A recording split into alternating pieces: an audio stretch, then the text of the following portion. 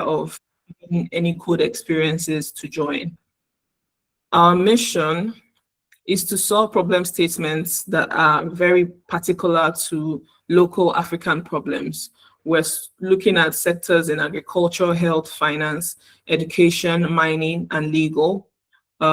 So we are trying as much as possible not to only restrict the participation to STEM fields, but also other fields that could be very complementary when it comes to building solutions that would make life easier for others. So feel free to share this with people who are outside the STEM. Don't think, oh, this is only a STEM-based competition. So we're also providing support networks for every participating team. We're going to be getting technical mentors who will basically hold their hands through the build to make sure that they build something viable, something marketable, something, that would not be stale over a long period of time. The infrastructures that would be used during the challenge are also provided, like free cloud compute credits will be provided to run models.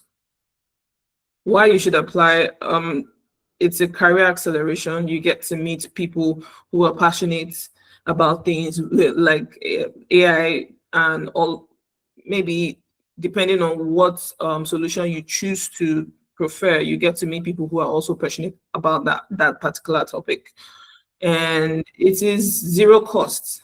It is just free, from the AI school to the AI challenge to the demo day exhibition is all free. Now, because we're Google backed, every IP, every solution created during the challenge is going to be open sourced.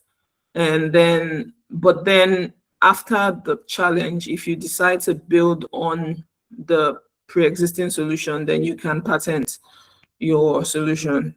We're looking at diversifying. In 2024 and 2025, we had about 20% women participation, and so we're trying to increase that to 40%. So it's also why we decided to have an AI school leading to the challenge, so that we can beef people up to what they need to know in order to really engage in the challenge itself. What makes you eligible? Well, as long as you're a university student or you're a recent graduate, like 1 to 3 years out of the uni, as long as you're based in Nigeria, Kenya, or South Africa, you're passionate about impact and you're willing to use tech to solve local problems, and you have the time commitment of 5 to 10 hours a week, then you are eligible.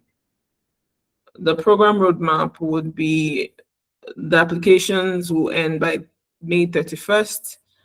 The AI school begins by June 15th. The challenge itself kicks off by September 15th, and then you have about 6 months to build your solutions for the demo day.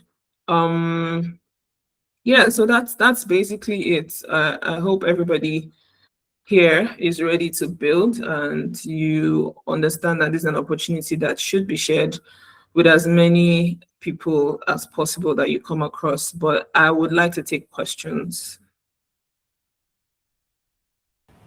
All right, thank you so much for that wonderful section. So I'll move on to the question and answer session. But before then, I want to emphasize that this challenge is totally different from most, or if not all, of the challenges you are familiar with in the past, in the sense that others expect you to be independent, expect you to bring in your own resources, expect you to have the required skill set before the hackathon begins. But here, they are ready to train you from the ground level to you become an expert and provide meaningful solution to problems occurring in Africa. So please don't take it with levity, and it's each opportunity they are providing for free. And if you are committed to it, you will eventually be happy with yourself when they, by 2027, when the program is wrapping up. So onto the question and answer session, please, if you have any question, or probably you want to clarify something, or you are confused in one aspect or the other, please use the emojis to signify. Thank you.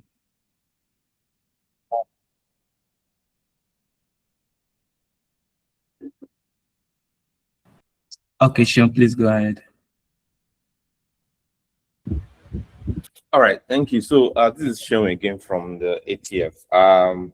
Just wanted to add some color to what Oluchi has already mentioned regarding the challenge, and then you know, I believe we are about 16 of us on this call, and the idea is to sort of help everybody understand what we are trying to do with the ATF challenge and what the goal is eventually. So just like Oluchi has mentioned, we have about 3 phases. Ideally, what we're expecting people to do right now is to go ahead and register. So go to the URL that is showing right now, on this call on your screen. That's atfchallenge.org. When you get there, register because registrations end by the 31st of this month. And so we want everybody to sort of get on board and get in line there. One of the key things why we're, trying to surface this is because we understand that, talent is everywhere, but opportunity is not. And so if you know that you have, that talent or you recognize talent or you have friends who are talented and you guys are thinking of things you want to actually do or solve, this is the perfect arena.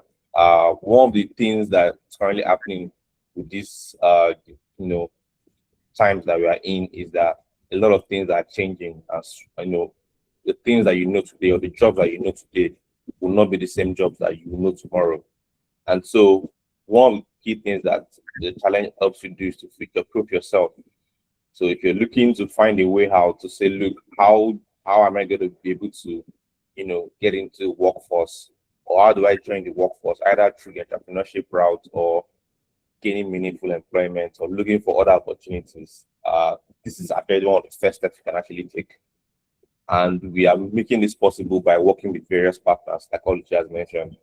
Behind the scenes, a couple of people that are names that you already know are people you're already working behind the scenes with, from the likes of CC Hub, to as different foundations like the Faith Foundation.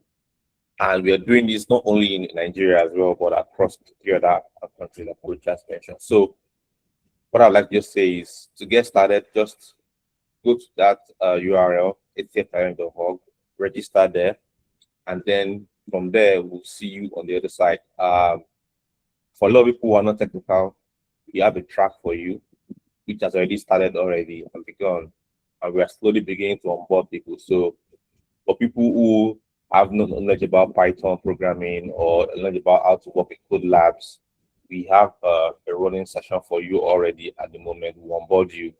Yours will be about 6 weeks for you to complete. But for those who are in technical, then they will officially join the school once it resumes by June. But for the others, for people who are not so technical, they start right away, so you can be on board once the people who are technical starts. So if you have any questions, feel free to reach out to us. I think another thing that we can do is we can provide our email address, or you can reach out through your leads here. So I know Blessing is actively involved with someone that actually talking to. So you can reach out about Blessing and any other person that you guys are working with. Thank you. I thank you, Sean, for the comment. And please, I've shared the before while Oluchi was presenting. I've already shared the registration link. So please kindly go to the comment section. For those that are just joining, let me resend. Okay, done already. So kindly. Wale, can you please mute yourself? Thank you. So please it won't take you more than 1 minute to sign up and finish the whole process. So, like we've read, please, after signing up, do where to share on your respective class groups, WhatsApp status, social media account, and so on and so forth. Thank you so much. So, before we wrap it up, any other question from the audience?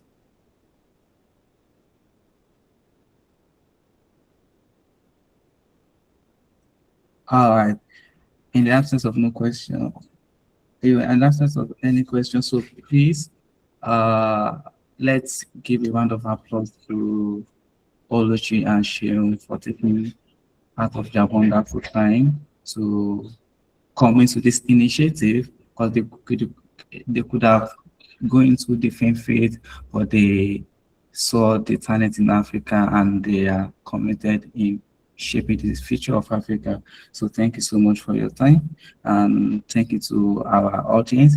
So moving on to the second part of the event, we'll be having our speaker, Freya Shah, from the University of Oxford, to speak to us regarding how PhD admission process works. To many people, they consider it as a black box, as a magical stuff, but Freya Shah is here to demystify the whole process to us, break it down into pieces, and show us how we can maximize our acceptance chances. So, thank you. Now, a brief bio about Freya Shah. For those that were with us when we started the quantum computing club in around 2024, they should remember Freya Shah. But for those that recently joined the community, they might not be able to remember. So let me give you a quick info about her. Freya Shah is currently a PhD student at the University of Oxford in engineering science. She completed her undergraduate degree in computer science from India, from a university in India.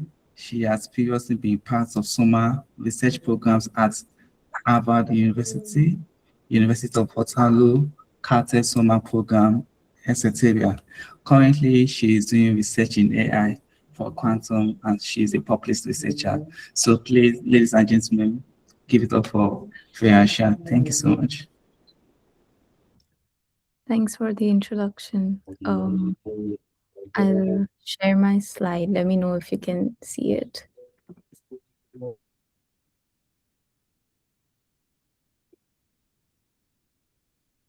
Can you see my slide?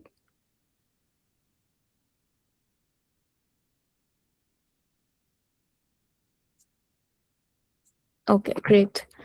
So I'm gonna be talking about the entire timeline of PhD admissions and what it entails and how to prepare for it, so that people who do want to pursue a PhD can start planning about it and can know more about the entire process. So to start off, what actually is a PhD? Because oftentimes there's a lot of misconception, and because some people might think that they want to do a PhD, but then it's not a good option, or the other way around. Some people might think that PhD is so out of reach, but it might actually be a good option for them. So the main difference is that between a master's and a PhD is that PhD is 4 to 5 years duration, whereas master's is 1 to 2 years duration. In master's program, you only have to take courses, whereas in PhD program, you do have to take courses, but then after a certain point, like in a year or 2 years, you only have to do research. The cost of PhD is nothing. It's usually paid. So you get a stipend to do your PhD, whereas in master's program, you have to pay for it. The output for PhD is a thesis that you have to submit at end of this 4 or 5 years. Whereas in master's, if it's like a research base, then you do have a thesis, or else it's a project and just exams. The goal of the PhD is to create some new knowledge that does not exist before this, whereas in masters it's just understanding the knowledge that already exists and then learning how to apply to your specialized field.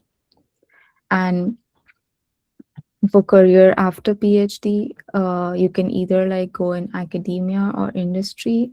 For masters, people usually go into industry because to go in academia to be like a professor or something, you do need a PhD.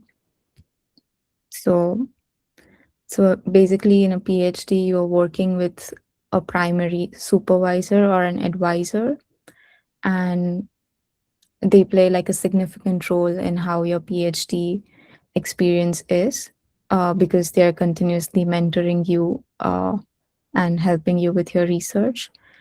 Uh, and usually, PhDs are fully funded. If a program is asking you to pay for it, I mean, you shouldn't do it, or like you should try to find a fellowship that pays for you. And the goal of a PhD is to become like an independent researcher and expert in your particular niche that you would choose to study.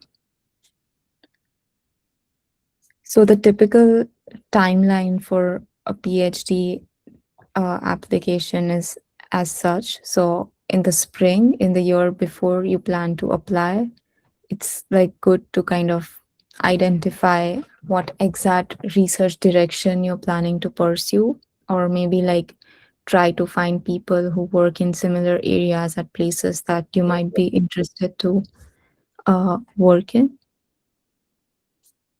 Did anybody have a question? Okay.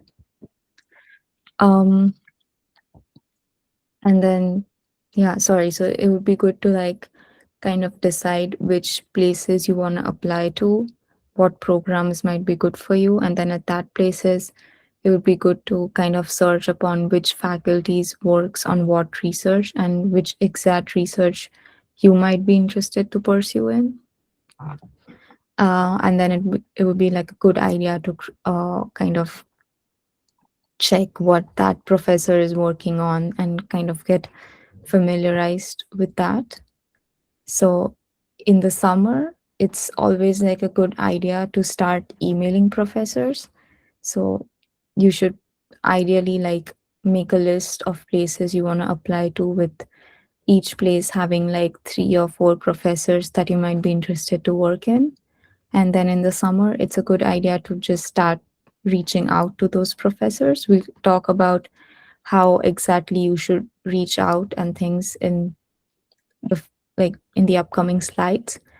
Um, but and then after summer, like in August to September, it's a good idea to like finish up your GRE or English test or whatever other exam requirements there are for the particular program. So for each program that you choose to apply to, they would have different requirements, and this is something that you should ideally check up on and start making a list that this place has this requirement and so on. And so it would be good idea to like by maximum September be finished with all your tests that you need to give. And because in October and November the applications open up, and so ideally you should also just start working on your statement of purpose drafts and trying to get your letter of recommendations during this period. We'll talk more about all of that in detail. And then the November and December is when you ideally submit your applications. So all of this usually happens in your last year. So I don't know how exactly the college timeline works at your university, but usually like in your 4th year, your college are supposed to like you're supposed to graduate in May or something. So the December before that is when you kind of submit your applications. And so literally the summer, like your last summer before you graduate, you're supposed to like start reaching out. And then once you submit your applications in November, December, you usually start receiving interviews or offers between February to April. And the usually all the offers have to be accepted until like 15th April, which is what like a common timeline looks like. And this is kind of a general timeline, but depending upon where you're applying and which country you're looking at and which program, all of this may differ. I mainly applied in US and Canada, and also in UK. So this is how the timeline usually works in these places. Um, and I think generally everywhere such a similar timeline is followed, but it could also be different. So if you're still in your undergrad, then, and you might be thinking, oh, I'm in my first year, what can I do about it right now? Well, there's always something that you could do. And just to emphasize, everyone has a different path. But if you're like in any of these years, based on my perspective, this is something that you can already start doing. I mean, it doesn't matter if you're like in your second year and you didn't do all of these things in your first year, but it's just like a list of things that you can start thinking about and start implementing no matter where you are in your journey.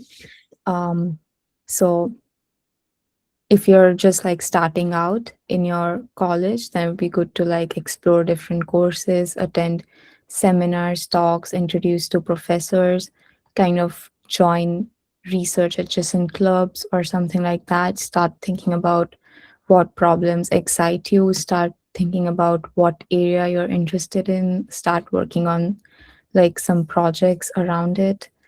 In your second year, once you've like kind of determined what you're interested in, or like and I mean this could happen in any year regardless, because there is not like a fixed journey that anyone follows, and it's up to you to make your own journey. So once you like know what you're interested in and you've started working on some things, it would be, and if you are interested in research, you should ideally like reach out to 2 3 professors for gaining some formal research experience.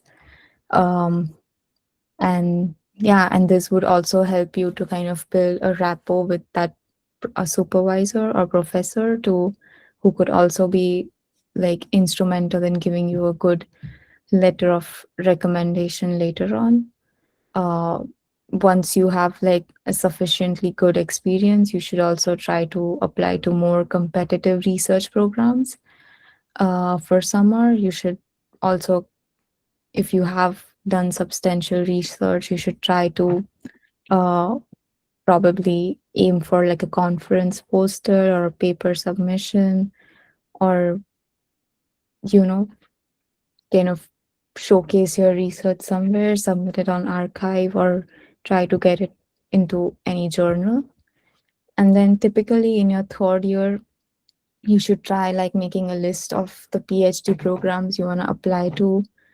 Um, and then in the fourth year, obviously you have to ask like for a letter of recommendation to your professors, complete your thesis, finalize your program list, email professors at target universities in summer, and all of those things. Um, so yeah, this is like some of the things that you should start thinking about no matter where you are in your journey. And doesn't matter like if you, I mean, there are a lot of aspects to a PhD application, and it's not certain that which aspect plays a larger role than the other. But it doesn't matter, like you can like if you do not have sufficient grades, maybe you can focus on having like a strong statement of purpose, or like if you do not have good research experience, maybe you could try having like one great like a letter of recommendation that can really help you strengthen your application. So it doesn't really matter because it's all heuristic, but you can try to like focus on things that you have control over now, given how much time you have left. um, so what all do you need to usually apply to a PhD program? First and foremost, you need a statement of purpose. which is 1 or 2 pages long. It depends on the program that you're applying to. They would usually have like a question or a research of purpose statement. And then they would also have like a word limit for each program. And what you basically have to do in your statement of purpose is basically explain your research interest, describe your academic background, and also you need to specify which faculty you would wish to work in, given that you would get accepted in this program. And you also have to show that you fit with the program's strengths and you would be like a good match to go and study there. So that's basically what entails in your statement of purpose. Then you also need a letter of recommendation, which is also a very important part of your application. Typically, most of the programs require 3 letter of recommendations, and ideally, you should choose people who know your research or who know you like pretty well based upon your work. Professors are usually preferred over employers. For example, you did some internship at a company or something, and you have like your supervisor at that particular company, but it's usually preferred for research PhDs to have a professors. You could also have your employers write it, but uh, if there are 3 letters, then at least 2 of them should be professors and 1 employer is fine. But people usually prefer professors. And you should make sure that you ask at least 2 or 3 months in advance before your application deadline to the professor. This is just to be respectable of their time and also help them kind of give them enough time to prepare for your letter. And it's also like always good to give your recommenders your SOP and your CV. Typically, you should ask in the summer before when you plan to apply, like in November or December. But if that time has already passed, it's okay, and it's okay to like ask them 2-3 months in advance, but at least give them that much time. You also need to prepare a CV, which we will talk about in a bit. And then depending upon which program you're applying for, you may or may not have to give English proficiency tests. Usually, most of the programs they accept TOEFL or IELTS, and many of the universities have different minimum scores that you would need. And some universities also waive this English proficiency test if your undergrad was taught in English, and if like your university can confirm this, then you're not required to kind of give this test. But it also depends again based on which program you're applying to and what the requirements that specific program has. So always check each program's specific requirement. And then depending upon if you want to do your PhD in STEM or any other subject, you may have to give a GRE if you want to do it in STEM. Some programs do not require it, some require it, some do not need it compulsorily but recommend it. So it's like different requirements for different programs again. But typically, a GRE has like a general GRE general basically has like English, like tests your English and math, and there's also subject specific GREs. But usually in most of the PhD programs now, they don't need a GRE, especially a GRE subject. Some of them have GRE optional, but it's not really necessary for you to give one. But if your GPA, which is your college grades, are not that good, then you can consider giving GRE to kind of prove that you do know the subjects, and there might be like some other reason which may have affected your grades, but you can give a GRE to kind of prove that you do have, like, you can get good grades or something like that.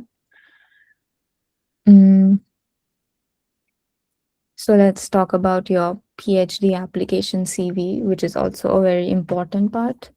So usually it's typical to like, so every a PhD CV does not have a page limit, but usually people have like 2 to 3 pages max in their CV. And this is the place where you list literally everything that you've done in your undergrad or in your master's program. You should basically list your education, your GPA, your expected graduation, your degree, your thesis title. If you have any publications or preprints, it's usually a good idea to list everything over here. If you have received any awards or fellowships or anything like that, you should also list them over here. If you started like any clubs while you were in your undergrad, or if you started like any programs, or you did any outreach, or uh, any projects that you worked on your own or through some courses, it's a good idea to list everything over here. You should also list your research experience or like any presentations or posters you did. Sometimes, if you do not have like enough research experience, you could also list the projects that you worked on as part of your coursework uh, in here, which and that would be like a good place to describe those things as well. And then last but foremost, you should also include the skills that you have. And basically, yeah, this is what your typical CV should look like. It does not have a page limit, but again, it's usually good to have like maximum 2 to 3 pages. And here is the place where you can list everything that you want, but also things that would be useful for the program. Like, you cannot list something that you did in your high school, which is not relevant. It's usually people look at things that you did in your undergrad or in your master's program. So be like careful and vigilant about what you put in here. But also you are free to put like whatever you want, but it should be in your undergrad and master's, and not something that you did in your childhood. Then another important part of the application process is the like letters of recommendation. Uh, these are actually very important, and who you ask for can like make or break your applications. So usually the strongest to ask to would be a research supervisor or a lab supervisor that you've worked with closely, because they know your work, they know what you've done. So that would be like the best person to ask for. Then you can also ask your thesis or capstone advisor, because you're continuously working with them. And then if you don't have any of these, you could also ask a professor from like a rigorous course you took where you particularly excelled or you particularly stood out, through which you had like a good relationship with the professor. You can also ask your internship supervisor if it's research focused, and then avoid like asking any family, friends, or employers from non-research jobs, because that wouldn't align with what you're applying to, because PhD is usually about research. And if you did, for example, an internship in software engineering and you end up asking your supervisor from that job, then that doesn't really make sense or work out with your application. How and when to ask? You can either ask in person or by email, and it's typically good to ask in early September at the latest, because the deadline is usually November or December to submit the applications.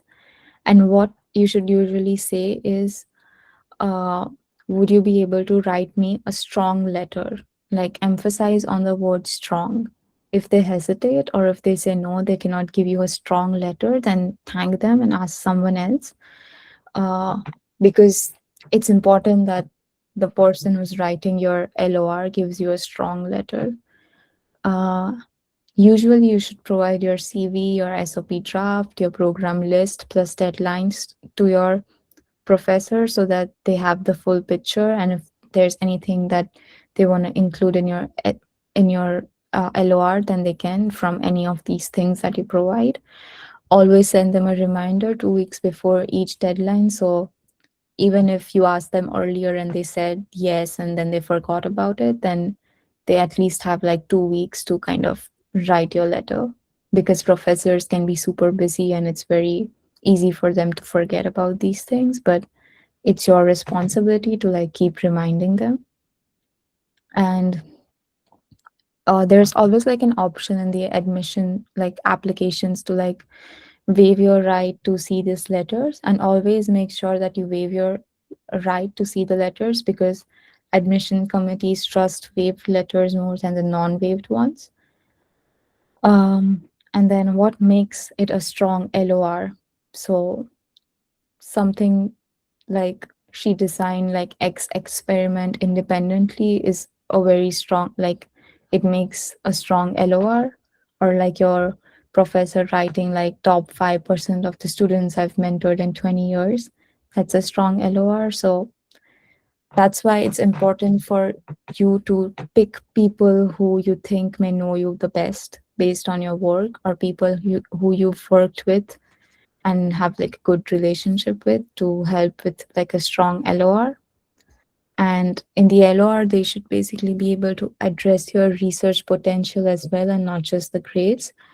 And this should shows that the recommender knows you well and personally. And yeah, that's why it's like very important on who you ask your LOR to.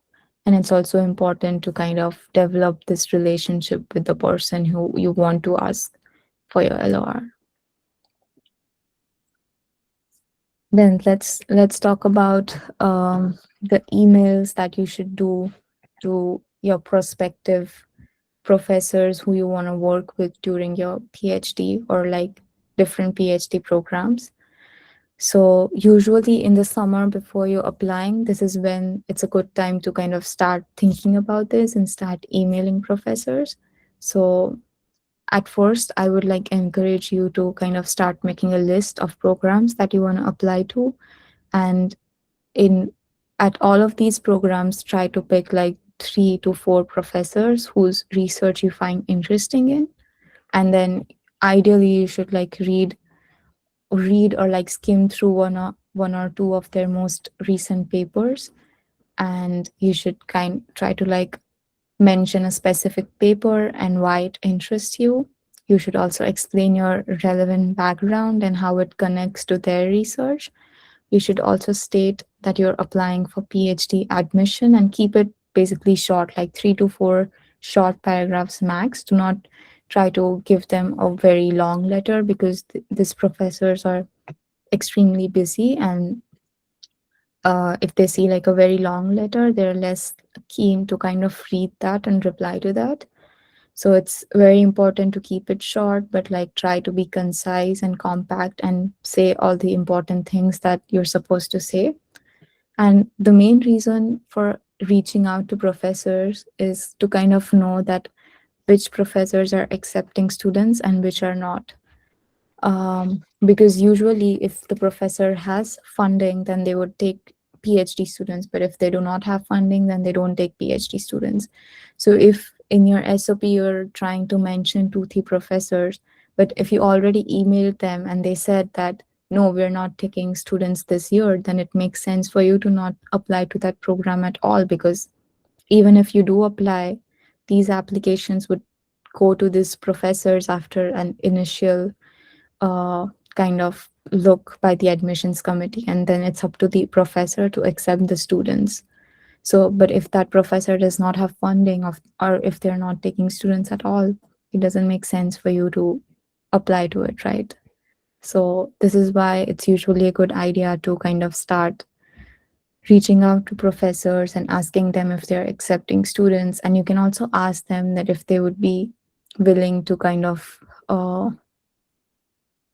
talk to you about it or something like that. So what a typical email looks like is that, dear Professor so and so, in the subject always include prospective PhD student, your research area or the year you're trying to apply in, and then say that I'm writing to inquire about PhD openings in your lab for fall.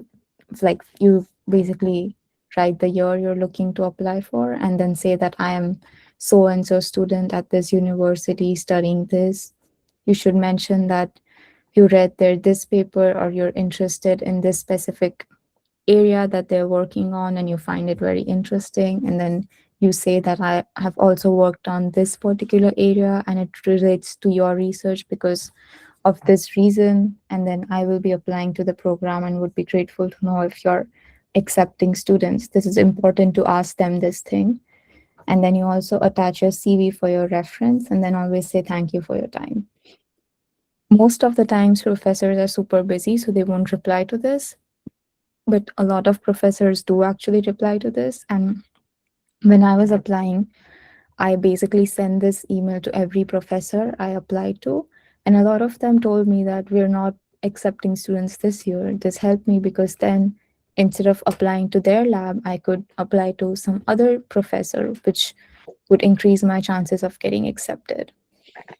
So it's a very good idea to do this. Then what makes a great SOP, or what does an SOP entail? This is a very, very important part of your application, I would emphasize, because this is what the professor would actually read and decide, or basically if they want you or not. So the most important thing is, like, I feel like SOP is just one of the very important parts of application. So usually you should start with like an opening hook, and this usually like contains a specific research question or a moment which made you realize like which has drawn you to this particular research area, and they should basically show like intellectual curiosity.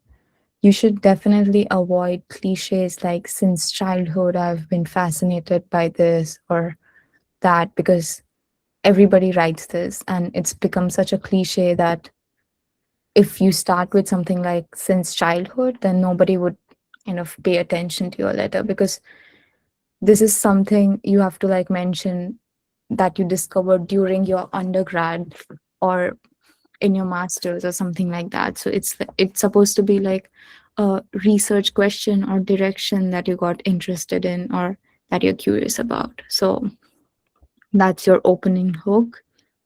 And then you kind of mention your research experiences or your projects in depth. So here there would be like 2-3 paragraphs about each paragraph would be about one project. So there would be like 2 or 3 depending upon how much you have to write. And here you should basically describe your projects in depth. You should describe what was the question, what did you do, what skills basically you gained by doing this, what did you find, and use results and data where possible. Try to make this like more, I would say, informative than what you write in your CV, because people will read your CV, but they will also read your SOP.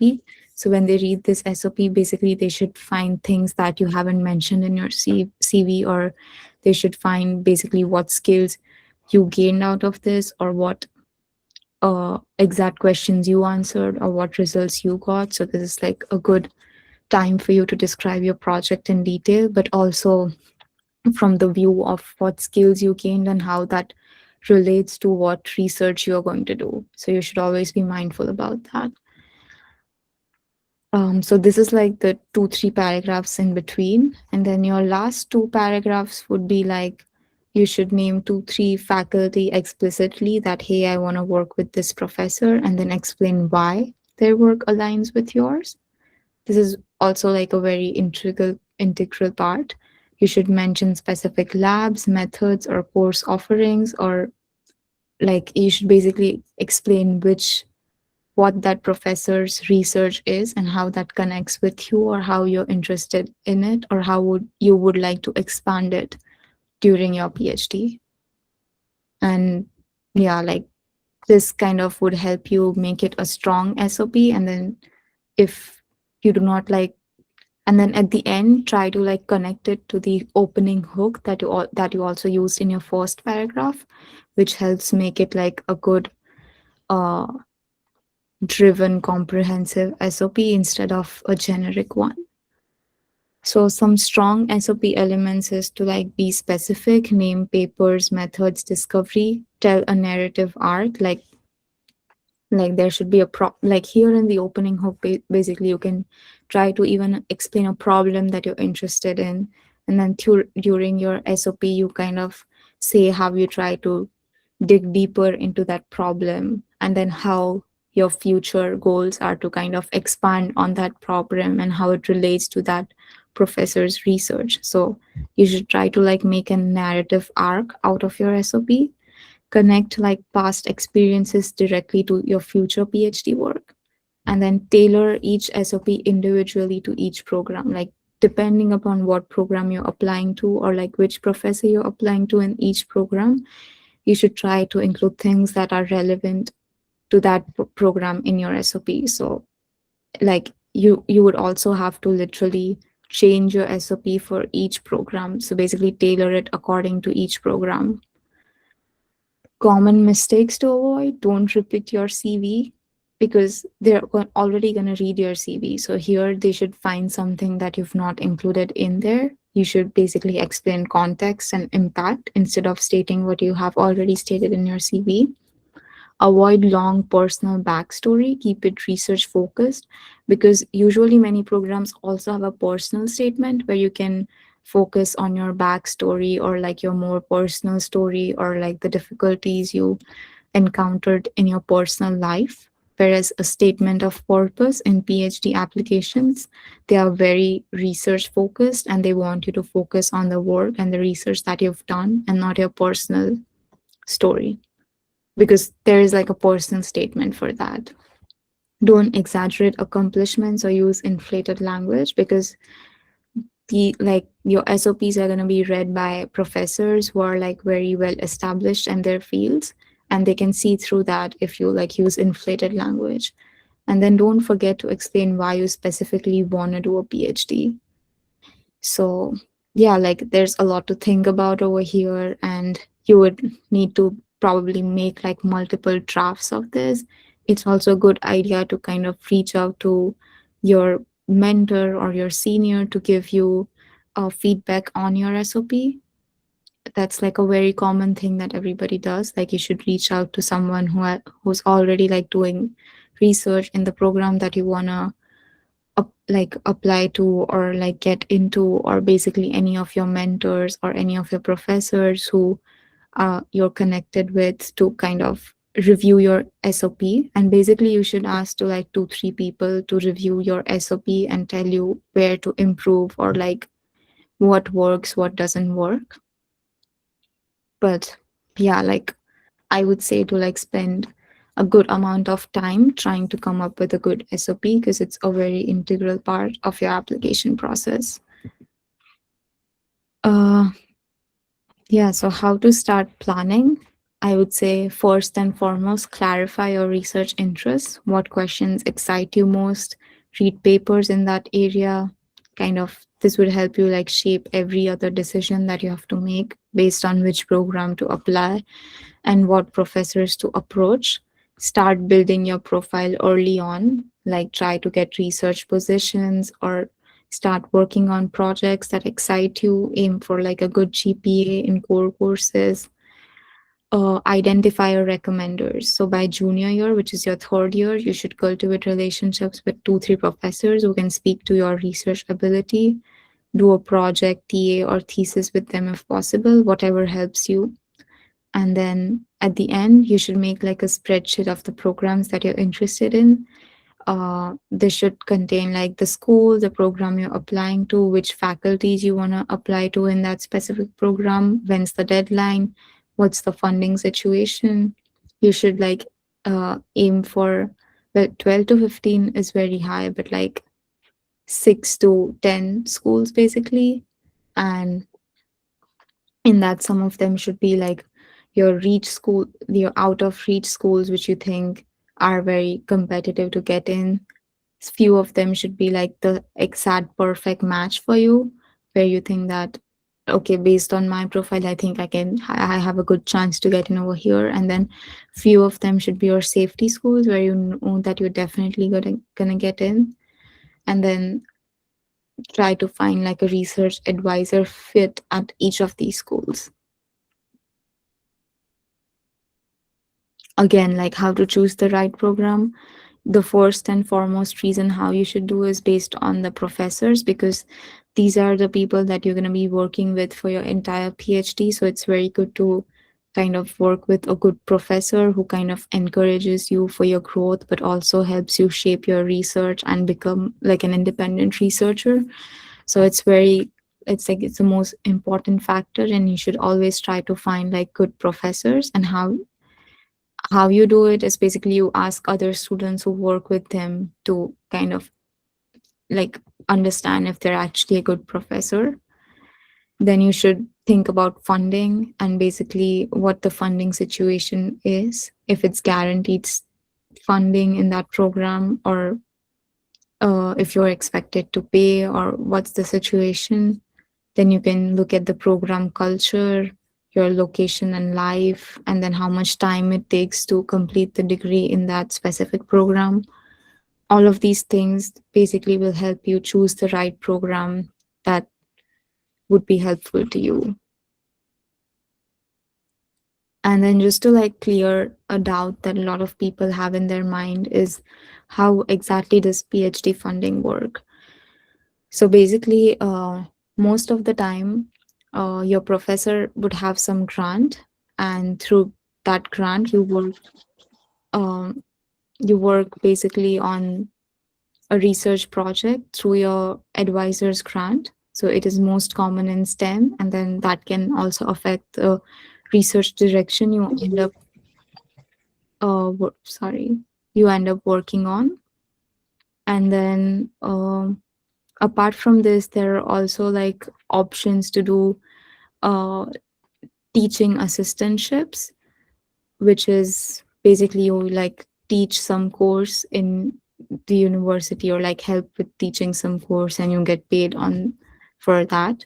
So this kind of takes away some of your research time, but also like helps you get more funding, or like kind of help with the funding situation. Apart from these two, there's also like external fellowships you could apply for, which is independent of your advisor's research direction, and then it helps you kind of choose exact direction that you want to work in. So these are like some of the very common ways people get funded. Usually, what fully funded means is that your tuition is waived. So basically, you do not have to pay any tuition. You receive a monthly stipend, which would help you with your accommodation, food, and other things. You have some money for conference travel. This would be included in your funding, so that if you want to present at some conference, then you have adequate money to kind of go there. And then some programs may also cover health insurance, but it's not common in every program. So you should kind of see what the specific fellowship has for each program that you plan to apply to.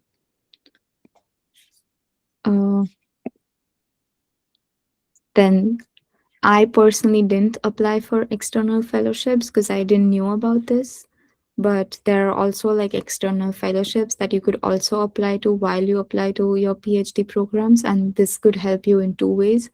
One, that you can, if you get accepted to any fellowship, then you can already reach out to professor and say that, hey, I already have a fellowship. And that way that increases your chances of getting accepted. Or otherwise, if you don't end up getting like any fellowship from some school, then this would kind of help you with that. So personally, I haven't applied to this, but there are a lot of external fellowships that are available, and this is something you should also keep in mind and look into when you kind of plan to apply to your PhD. So once you submit your application in December or January, what happens is that between January to March, basically you would start getting interviews for your PhD. Usually they differ in every program. Some programs, they do not even have an interview. Some programs do have an interview. It's very different for each of the program. Typically, it's a 30 to 60-minute interview with the faculty or the professor you apply to. And then this can be either virtual or in person. And then they would ask you basically about your research, or they can basically ask you about the broader field in general to assess your knowledge, communication skills, intellectual curiosity.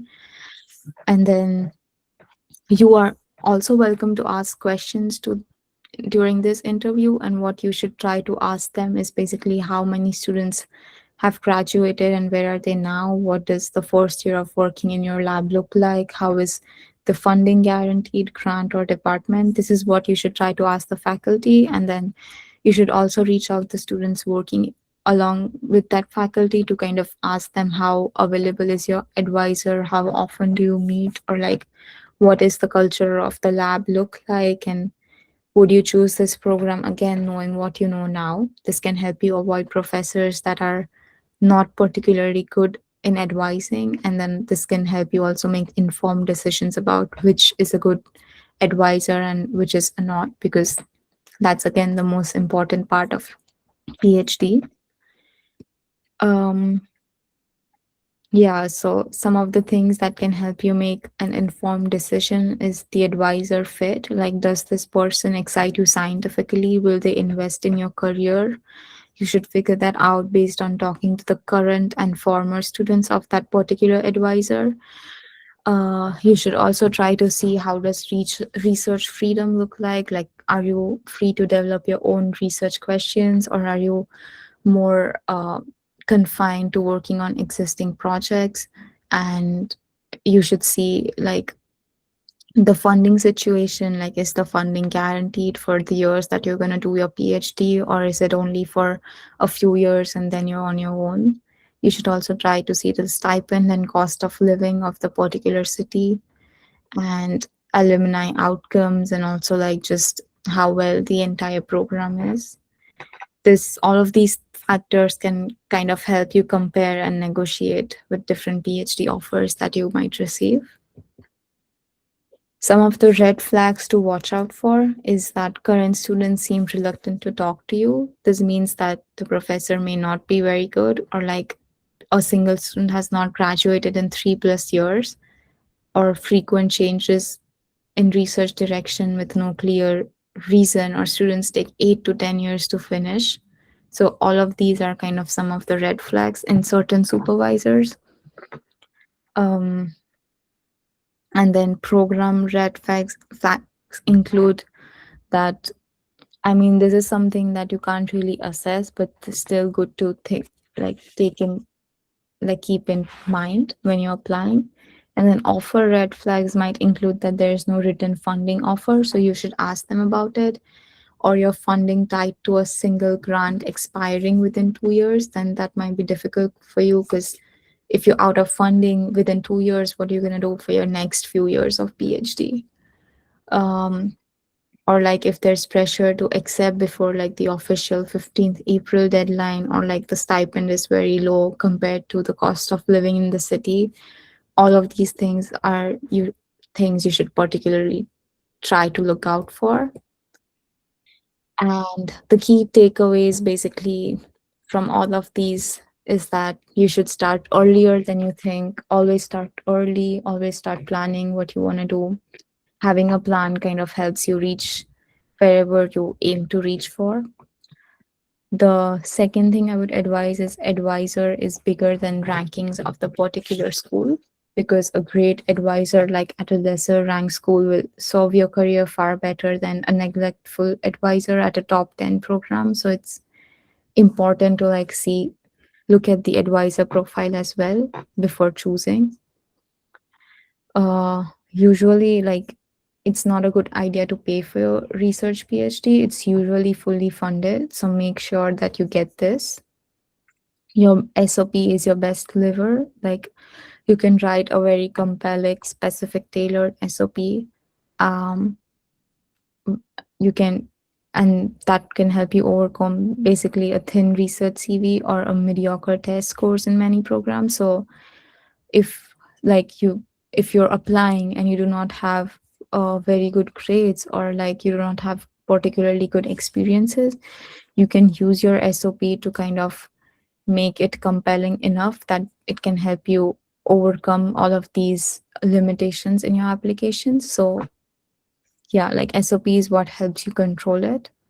You should also talk to current students of the faculty that you're looking to apply for, because as much as a program is, because like they can be honest about the program that you're working in, and you may not be find like information on website that you can find while talking to the current students.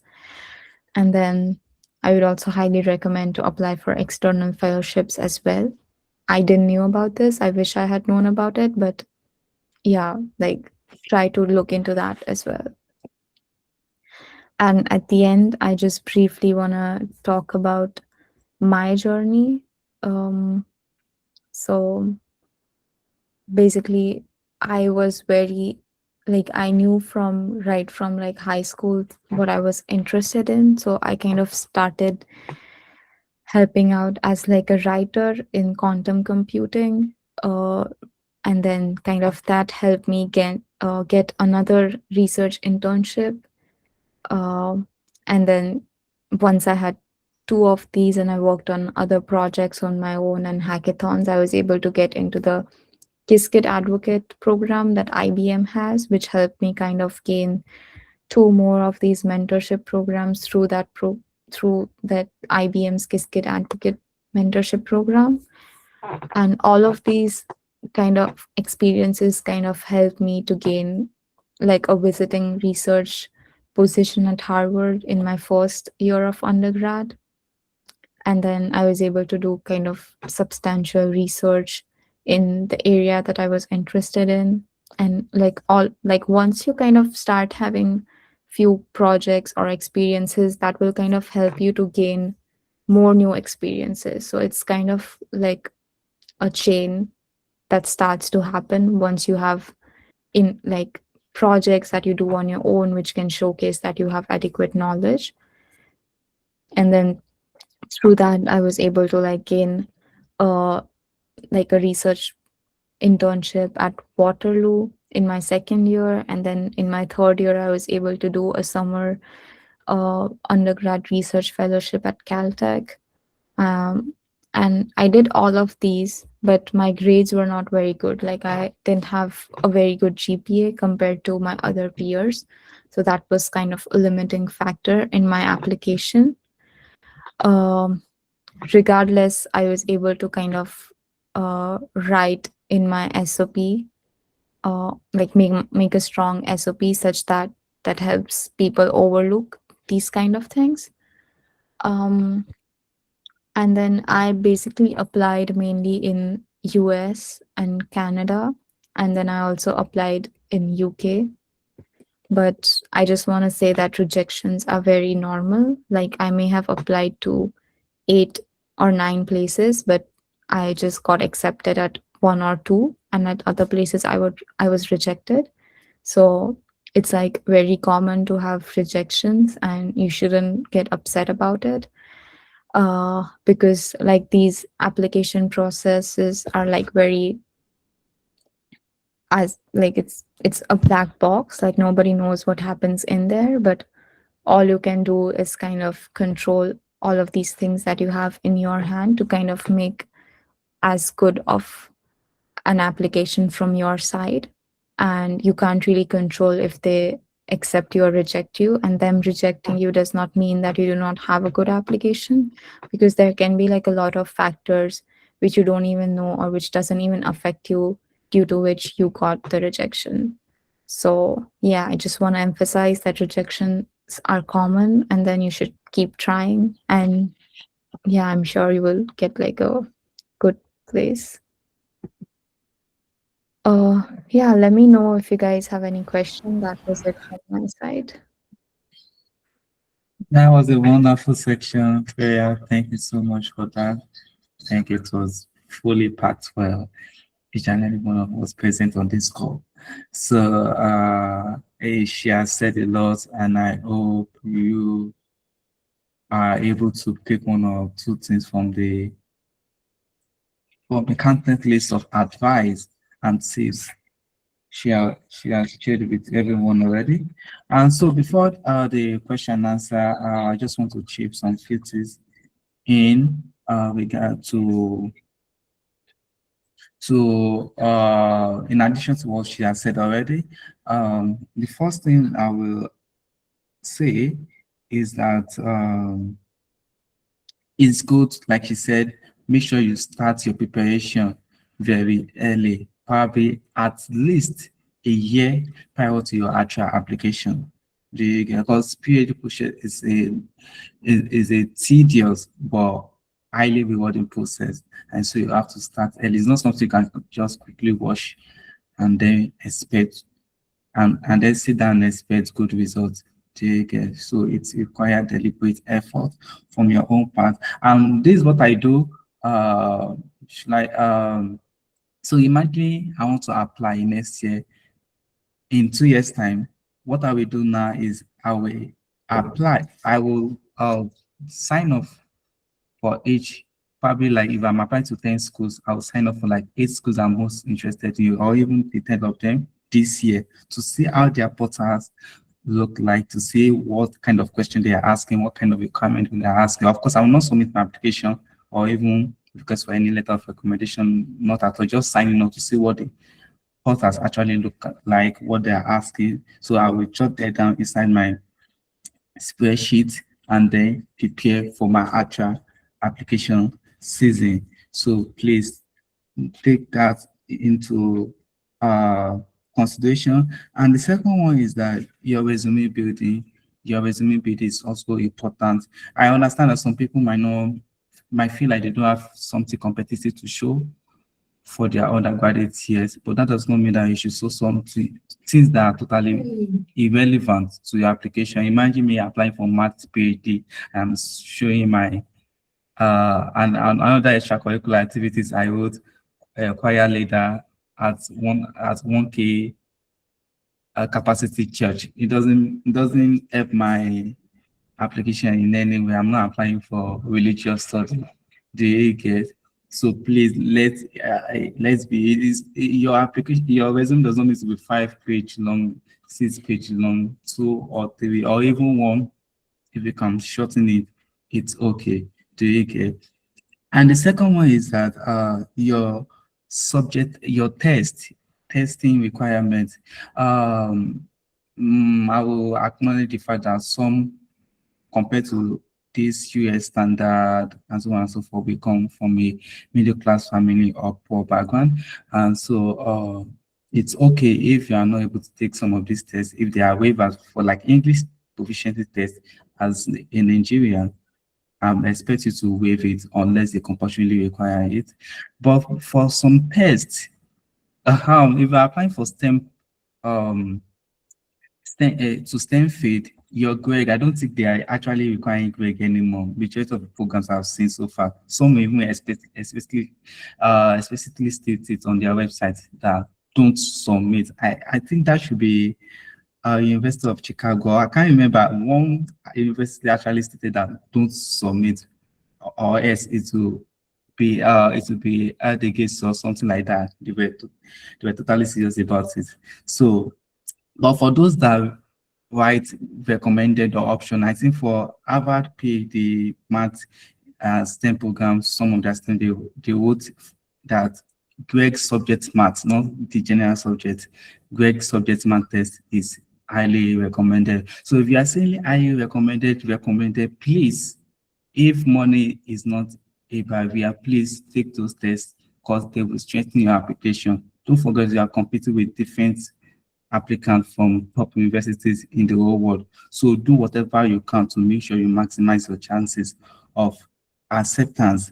And another thing she said is I want you guys to emphasize on is interviews. It can be the reason why you are accepted or why you will be rejected. Do you get? So don't be a dinosaur in your resume, but an ant in real life.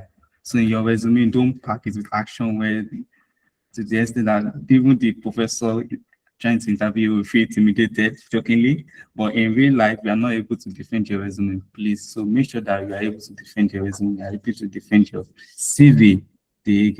And another thing I want to say is that your soft skills should I say knowingly or unknowingly, in your essays, your soft skills will actually speak for themselves.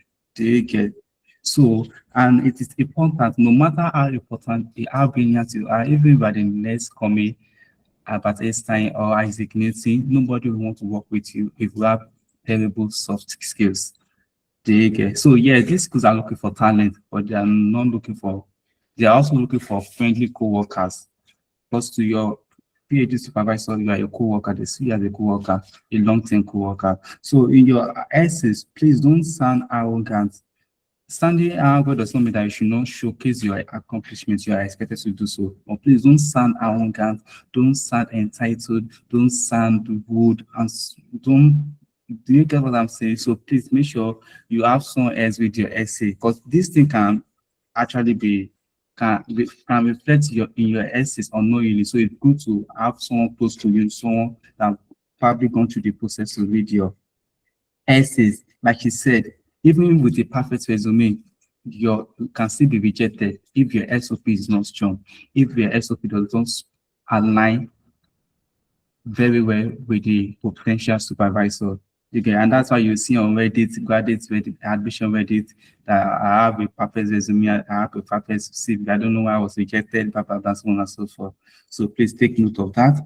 And also the last, but not the least, is be knowledgeable in your prospective research direction. At least give them a sign that you've taken initiative in your prospective research direction. So don't, what I'm saying is probably, let's say, I'm into machine learning before. I'm into machine learning before, and in my PhD application, I said I want to do quantum computing. Meanwhile, in my resume, in all of my submitted application file, there's no sign of me engaging with quantum computing. Do you get? So yes, you are not expected to become an expert in your prospective research direction, but please try to show some level of initiative that you've like demonstrated interest, that you're actually fully okay with this research direction, and make sure that your SOP is not confusing in terms of research direction. I've seen some SOPs whereby they try to pack 3 to 4 or 5 different research directions together. I'm interested in quantum computing. I'm interested in machine learning. I'm interested in philosophy. I'm interested in this. No, be specific. Be really specific. If you are not specific, you'll be seen as someone unserious. So please take notice of the. I think that's all from my end. So yeah, questions. If you have questions, please raise up your hand. Okay, Blessing, you can speak. Can you hear me? Yes, we can hear you. It's pardon my ignorance. Is it very, very loud? Yeah, it's very loud, even with the background music. Okay, so maybe I should use the chat. But like, it's just to ask. Yes, there are the okay. Yeah. So my question is, if you can share the templates of these, for example, what a typical SOP should look like, what a typical CV in that regard should look like, XYZ in that regard. That's pretty much so that in terms of like accessibility and then tailoring it to the specific things and all of that, that would really help. And then also like getting access to the CIS. So that's like what I wanted to just chip in. Okay. Freya, will you want to answer that? Yeah. Did you ask to like for templates for SOP? Yes. Yeah, so I think it would usually depend on like what specific area you're applying to or like which program you're applying to. Usually, as I mentioned in my slides, there is like a hook in your first paragraph which kind of states a research problem or like some question that you're looking to answer or like something that got you curious, and then you talk a little bit about or where you like what you're doing right now and then which program you're planning to apply to, and then next 2-3 paragraphs would be about your like projects or research that you have worked on so far, and how that connects with your initial research question or like initial hook that you provided, and then how that also connects with what you want to do in your PhD. So mainly you should talk about like skills or things that you learned from each of these experiences or projects, and then at the end you kind of state which program, like the program that you're applying to, like why you're interested in it and why it's a great fit for you. And then you should state like 3 to 4 professors from that specific program, and then you should talk about like briefly like a sentence or two about what they're working on, and then another sentence about how it connects to what you want to do in your research. So as Lekan said, that it should be like very specific, like it should be a very specific research question, and like your entire SOP should be connected to it. And as I mentioned, it should be tailored to each specific program differently. So, for example, like you're interested in like astrophysics and you want to do a PhD in that and you want to apply to this specific program, then it would be good to kind of reach out to people who are already doing PhD over there and asking them for their SOP. That can help you to kind of see in that particular area which SOPs are good. Also, I from what I remember, there was like a website for especially CS, like SOPs in computer science. Let me try to find that website. Yeah, I found it. So this is basically a website for, I posted in the chat. So if you're interested to do a PhD in computer science, these are the SOPs of some of the people who got into a lot of the programs. So they are like classified by different years and what exact area in computer science they applied to. And then you can go in there and read their SOPs. But again, this is specific for computer science. Now, if you look at PhD SOPs, then they would be a bit different to what you see in the CS PhD programs. So yeah, like it's very program and subject area dependent. And then yeah, I hope that answers your question. Yeah. Thank you so much for that. So, any other questions? Please signify if you have any questions regarding the application process, pre-application process. Any questions so far?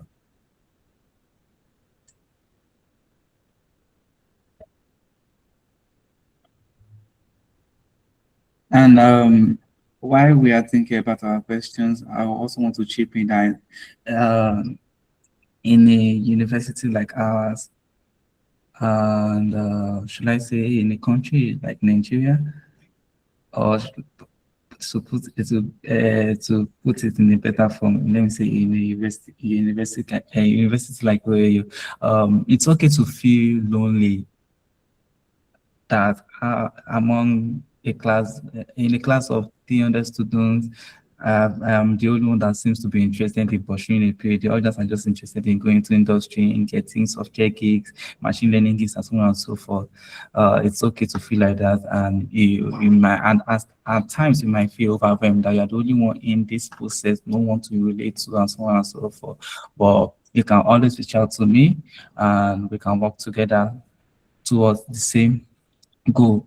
So I can assure you there are many people that are also pursuing this path, but unknown to you, or you might have mistakenly assumed you are the only one into this process. So if you are into the process, especially those that are applying this year or next year, please reach out to me. I will be able to dedicate my time and we can work towards the same goal, like I said.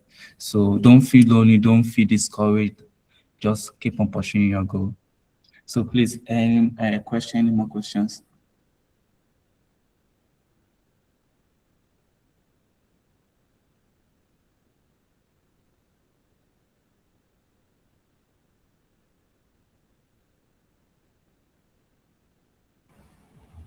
Okay, so in the absence of no question, to finally wrap it up, I would say if we are here to start, if you are here to have any meaningful research experience, this is the right time for you to do so.